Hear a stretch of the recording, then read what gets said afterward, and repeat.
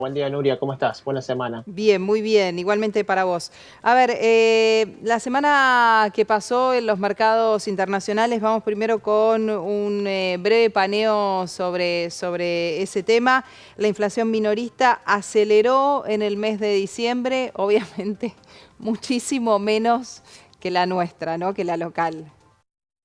Exactamente. La semana pasada, Nuria, como bien decías vos en la introducción, fue de alguna manera todos los ojos, tanto locales como internacionales, estuvieron en el dato de inflación. En el caso de Estados Unidos, como vos decías, después de 5 meses donde la inflación estaba oscilando alrededor del 3,2%, que recordemos todavía está lejos del objetivo de estabilidad de precios que define la Fed en torno al 2% anual.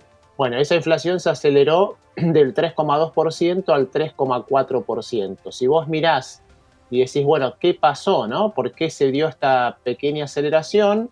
Ahí lo que ves es que de alguna manera, si querés, parecido, pero en otra dimensión, hay un comportamiento muy distinto del precio de los bienes, ¿no? Que están bajando, si querés, están cerca del 2%. Eso básicamente porque crecen menos y también ha crecido menos el precio del petróleo o de la energía. Pero Ujú. lo que está, digamos, subiendo o está complicando la desaceleración total de la inflación son todos los gastos relacionados a la vivienda, ¿no? Y esos son, en general, componentes del índice de precios que tardan mucho más en ajustar a la baja que el resto de los componentes, digamos, de lo que acá sería el IPC, ¿no? Ujú. Y bueno, eso obviamente, ¿qué impacto produjo?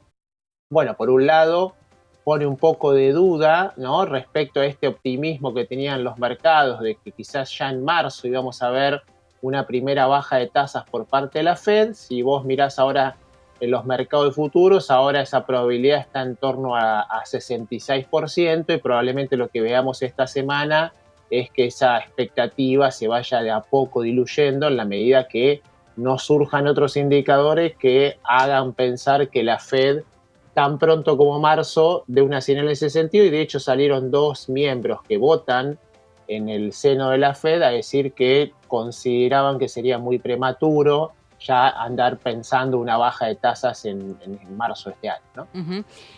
A ver, baja de tasa, justamente un tema sensible para nosotros, para los argentinos, teniendo en cuenta la inflación que se conoció la semana pasada, de arriba del 25%, 25,5%. El gobierno insiste en mantener las tasas en el nivel donde están, una tasa muy negativa para el depositante de plazo de pesos a plazo fijo. Y esto puede terminar aumentando la brecha entre el dólar oficial y el dólar paralelo, ¿no?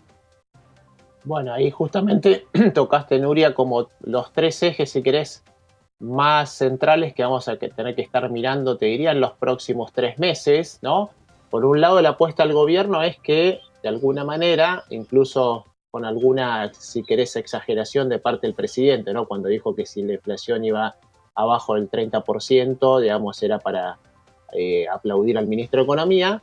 La apuesta al gobierno es que este pico, ¿no? Que en diciembre habríamos alcanzado el pico de inflación, ese 25,5, y a partir de ahí aparecería un sendero de desinflación que, si uno mira, justamente la semana pasada se publicó el relevamiento de expectativas del Banco Central, el REM, y si vos mirás ahí los datos, lo que ves es que la mayoría de los consultores o los bancos que participan en esa encuesta están anticipando que la inflación va a seguir en torno a los 2 dígitos, con una ligera desaceleración, y que recién en mayo de este año estarías en una inflación en el entorno del 9%. Ujú. Entonces, vos pensás que hoy la tasa de política y la tasa que se le paga, digamos, al tenedor de plazo fijo en pesos está alrededor de ese nivel, con lo cual lo que te está mostrando ahí es una apuesta, si querés, del gobierno, es decir, bueno, estos 3 meses sigo de alguna manera deteriorando el poder adquisitivo de la gente que tiene depósitos en pesos, y de alguna manera veo si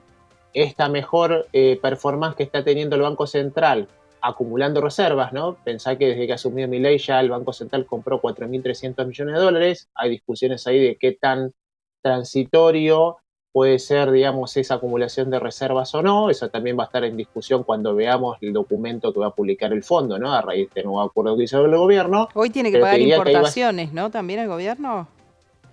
claro, como Ahí el tiene que Banco usar. Central definió, Ahora el Banco Central tiene que empezar a pagar a los importadores al primer mes el 25% de las importaciones. O sea, lo que fue haciendo fue un esquema de escalonamiento de los pagos de importaciones. ¿Con qué idea? Bueno, que se empieza a solapar el grueso de los pagos de importaciones en abril, que es cuando a vos te empiezan a ingresar el grueso de los dólares de la exportación, ¿no? Entonces, lo que hay que atravesar ahora es si querés, trimestre enero-marzo, donde vas a tener más pagos de importaciones, ya tuviste, digamos, el pago de la deuda, ahora el FMI te dice, bueno, yo hasta abril, no te preocupes que te voy a compensar adelantándote desembolsos que estaban previstos para abril y junio, de manera que vos tengas cierto oxígeno, ¿no? Y entonces la apuesta del gobierno es que en este trimestre vos logres compensar en el mercado cambiario y, como decías vos, la brecha no se escape, si querés, de un 40 o 50% que ya le empezaría a traer más complicaciones al gobierno. A ver, probablemente en el día de hoy o en el transcurrir de esta semana, no sabemos todavía si la fecha de tratamiento de esta ley ómnibus será el 24 en el Congreso de la Nación o no, pero probablemente el apoyo político que pueda medir Milei en torno al apoyo a esa ley incida en el mercado, ¿no? ¿Cuál es el grado de gobernabilidad que tiene el presidente de la Nación para llevar adelante las transformaciones que busca? Va a terminar impactando, obviamente, en los números. La semana pasada, de hecho, sin ir más lejos, el anuncio del acuerdo con el Fondo Monetario hizo que los dólares financieros bajaran un poquito. Se daba algo rarísimo, que era que inclusive el blue estaba por debajo de los dólares financieros, ¿no? Algo que no suele suceder. Entiendo que Exacto, lo mismo va a pasar con lo que pasa en el Congreso. exacto, Nuria, vos pensáis que hay como dos dimensiones, ¿no? Por un lado está, como decís vos, la dimensión, si querés, más política, de decir, bueno, es un gobierno nuevo, necesita, según la concepción del gobierno, todo este paquete de medidas para poder desplegar su estrategia en los próximos años, y eso es importante también, digamos, desde el punto de vista del análisis político, de qué tan fuerte o no, digamos, nace este gobierno. Pero también ten en cuenta que esa ley ómnibus lo que tiene adentro, y es por ahí lo que también miramos con más detalle los economistas, es lo que te va a definir si realmente el gobierno puede cumplir con esa meta de déficit fiscal que anunció Caputo previo al acuerdo con el fondo Sí. y que después se transparentó, digamos, en el comunicado de la semana pasada. Si no tenés, digamos, buena parte de las medidas que el gobierno implementó o diseñó en esa ley ómnibus, va a ser muy difícil que vos puedas llegar a ese objetivo fiscal. Y eso obviamente el mercado lo va a estar monitoreando porque en definitiva es uno de los indicadores claves para determinar la evolución de la brecha en las próximas semanas o meses. Bien. Ramiro Tosi, gracias por este contacto, como siempre.